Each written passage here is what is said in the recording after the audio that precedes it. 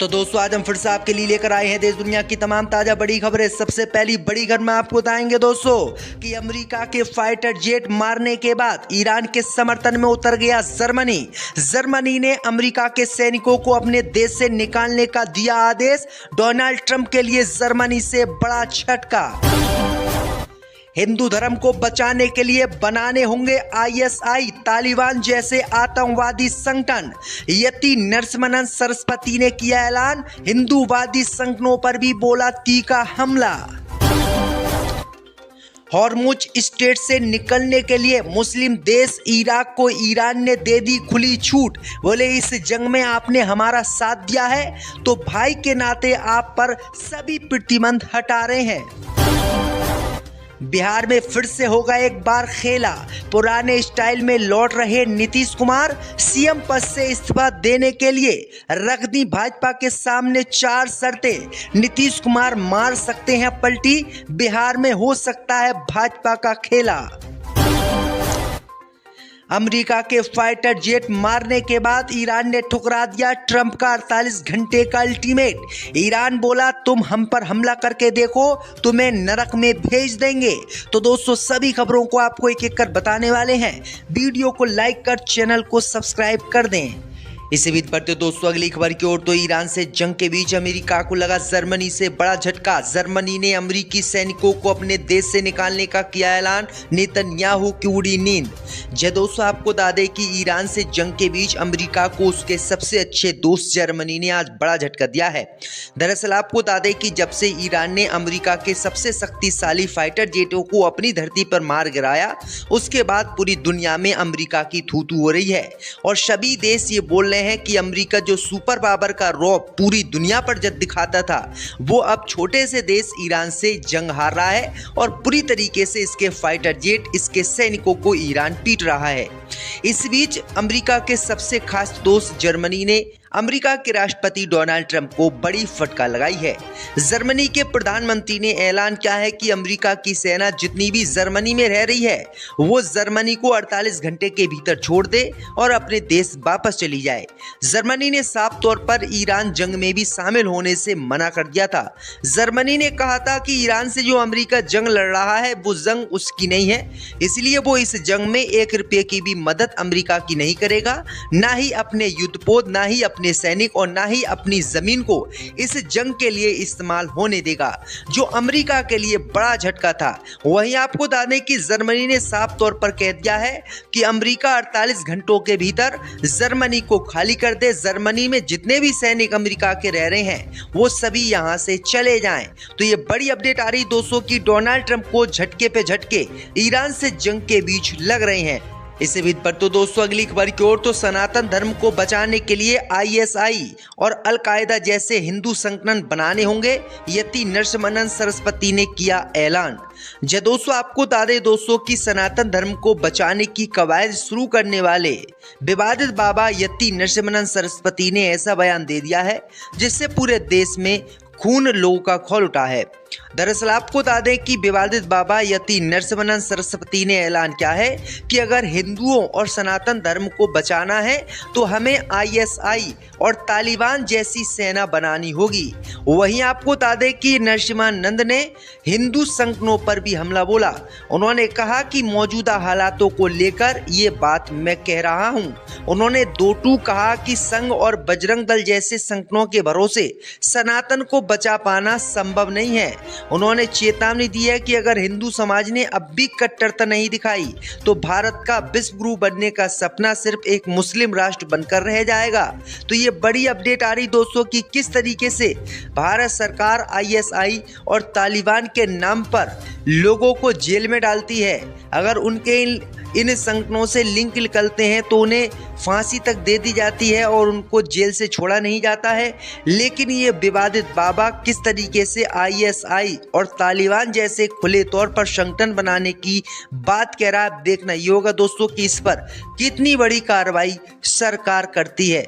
यानी अमित शाह ये भी एक तरफ कहते हैं कि हिंदू कभी आतंकवादी नहीं हो सकता और नरसिम्हानंद सरस्वती हिंदू समझदार बच्चों को आईएसआई जैसे आतंकवादी आतंकवादी संगठन बनाने की सलाह दे रहा है, यानी हिंदुओं को भी ये यतीमानंद सरस्वती आतंकवादी बनाएगा। आपकी क्या राय दोस्तों इस खबर पर हमें कमेंट में जरूर बताएं।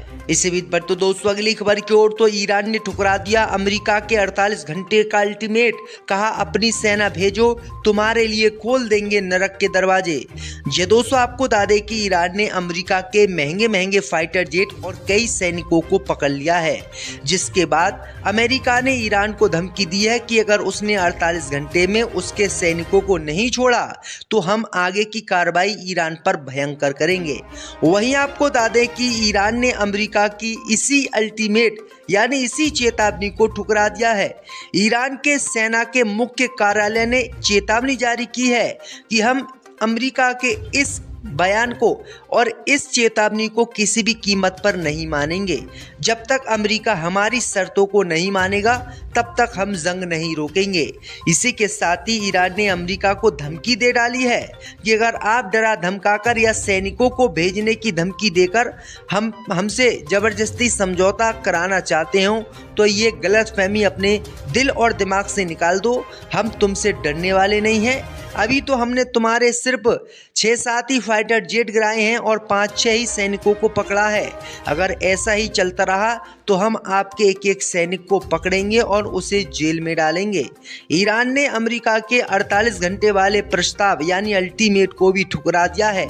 इसी के साथ ईरान ने उन मुस्लिम देशों को भी धमकी दी है जो इस जंग में अमेरिका और इजराइल की मदद कर रहे हैं। ईरान ने मुस्लिम देशों से कहा है कि आप हमारे न्यूक्लियर साइटों पर इजराइल और अमेरिका से हमले तो करवा रहे हो, लेकिन अगर जरा सा भी यूरेनियम का रिसाव हुआ तो आपके देशों में भी विकिरण जाएंगी और आपके लोग भी मारे जाएंगे। हम तो मारे जाएंगे ही जाएंगे, लेकिन आप भी नहीं बच पाओगे। ईरान ने सावधानी बरतने की मुस्लिम देशों को सलाह दी है। इसी बीच पर तो दोस्तों अगली खबर की ओर, तो बिहार में फिर होगा खेला। पुराने स्टाइल में लौट रहे नीतीश कुमार सीएम पद से इस्तीफा देने से पहले रख दी हैं भाजपा के सामने 4 शर्तें। दोस्तों आपको बता दें कि बिहार में एक बार फिर से नीतीश कुमार का पुराना स्टाइल लौट रहा है। दरअसल आपको बता दें कि नए सीएम का इंतजार कर रहे राज्य में नया विवाद खड़ा हो गया है। कई दिनों से शांत चल रहे बिहार के मुख्यमंत्री अपने पुराने स्वरूप में लौटते हुए दिख रहे हैं। ऐसा इसलिए कि नीतीश के बिना शर्त राज्यसभा जाने पर पार्टी में बगावत हो गई है। लोगों को भरोसा नहीं हो रहा है कि अब नीतीश कुमार ने पुराना स्वरूप दिखाते हुए उम्मीद सीएम पद की छोड़ने के लिए 4 शर्तें रख दी है। इससे बिहार की राजनीति में फिर से एक बार नयापन देखने को मिल रहा है, जो बीजेपी के लिए झटका माना जा रहा है। चर्चा ये जताई जा रही है दोस्तों कि नीतीश कुमार ने सीएम पद से इस्तीफा देने से मना कर दिया है और इस्तीफा देने के लिए भाजपा के सामने 4 बड़ी शर्तें रख दी हैं। वहीं आपको बता दें कि शर्तों में शामिल है कि पहले मुख्यमंत्री के नाम की घोषणा हो, गृह मंत्रालय किसके पास होगा ये तय हो, विधानसभा का अध्यक्ष किस पार्टी का होगा ये तय हो और कौन से विभाग किस पार्टी के खाते में जाएंगे ये तय हो। ये सभी बिंदु तय होने के बाद ही नीतीश कुमार मुख्यमंत्री पद से इस्तीफा देंगे। वहीं आपको बता दें कि नीतीश कुमार की इसी गुगली से भाजपा परेशान हो गई है दोस्तों, और भाजपा वाले अब बुरी टेंशन में फंस गए हैं। यानी नीतीश कुमार सीएम पद छोड़ने के लिए तैयार नहीं है, जो भाजपा के लिए बड़ा झटका माना जा रहा है। इसी बीच पर तो दोस्तों अगली खबर की ओर, तो ईरान ने इस्लामिक देश इराक को हॉर्मुज स्ट्रेट खोलने का दिया आदेश। दोस्तों आपको बता दें कि इजराइल, अमेरिका और ईरान के बीच जो 36 दिनों से जंग चल रही है, जिसके बीच ईरान ने हॉर्मुज स्ट्रेट को बंद कर रखा है, लेकिन इसी बीच शनिवार को ईरान ने हॉर्मुज स्ट्रेट के रास्ते इराक के लिए पूरी तरीके से खोल दिए हैं। युद्ध के समय इराकियों के द्वारा ईरान को समर्थन देने की बात कहते हुए ईरान की आर्मी ने कहा है कि ईरान के लोगों ने हमारा खुलकर समर्थन किया, इस जंग में हमारे साथ खड़े रहे, इसलिए इराक को हॉर्मुज स्ट्रेट पर लगे सभी प्रतिबंधों में छूट दी जा रही है।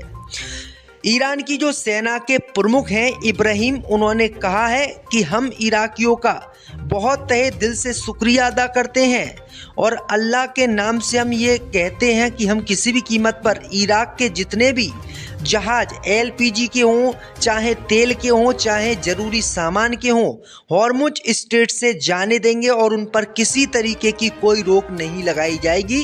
इसी के साथ ईरान ने यह भी कहा है कि हम इराक के जहाज़ों की हॉर्मुज स्ट्रेट में सुरक्षा भी करेंगे। तो ये बड़ी अपडेट आई दोस्तों कि किसी भी मुस्लिम देश को अभी तक ईरान ने छूट नहीं दी है, सिर्फ इराक को ही छूट दी है, जो अमेरिका के लिए बड़ा झटका माना जा रहा है।